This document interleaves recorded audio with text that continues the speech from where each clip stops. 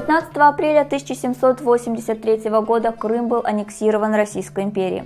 Открывалась новая, трагическая глава истории крымских татар. Отныне она пестрила страшными событиями: искусственным уменьшением численности населения, упадком материальной и духовной культуры, экономическим разорением. Аннексия принесла разорение Крыму. Только за период с 1783 по 1793 годы русские чиновники в буквальном смысле расхитили земельный фонд, отобрав у коренного населения более 350 тысяч десятин плодородной земли. Отныне жителям Крыма запрещалось пользоваться дарами леса. С них требовали плату за использование чаиров, воды, пастбищ, заготовок дров и сена. Одним незаконным росчерком пера все это переходило в собственность новоявленного хозяина из числа так называемого российского дворянства. За короткий срок сотни тысяч крымских татар стали безземельными. Только немногие из них обращались за восстановление справедливости в суды, однако такие тяжбы тянулись долгие годы. Одновременно пришлое царское руководство начало притеснять крымских татар и в религиозной жизни.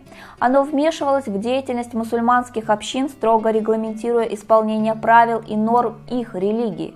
А с 1828 по 1858 год крымским мусульманам вообще было запрещено паломничество в Мекку. И если на конец XVIII века количество мечетей в Крыму было около 1500, то уже к XIX веку их стало вдвое меньше. Высшее духовное образование разрешалось получать только в России, в Уфе и Казани. Въезд и проживание в Крыму мусульманам из других стран запрещалось. Муфтии и муллы Крыма выбирались строго по согласованию с местной властью, полицией и жандармерией.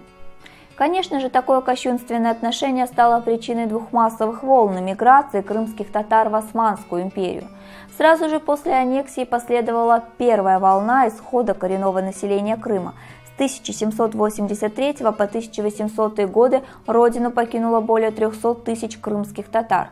Вторая волна миграции последовала сразу же после Крымской, или правильнее будет сказать, Восточной войны. Еще в 1856 году множество крымских татар вместе с войском союзников покинуло родные места. Лишь с 1860 по 1863 годы, по официальным данным, основанным на выдаче паспортов и удостоверений, из Крыма ушло 181 177 человек.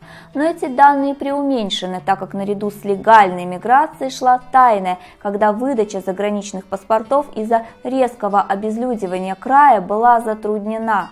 Только в одном Перекопском уезде опустело 278 селений, 244 из которых превратилось в развалины.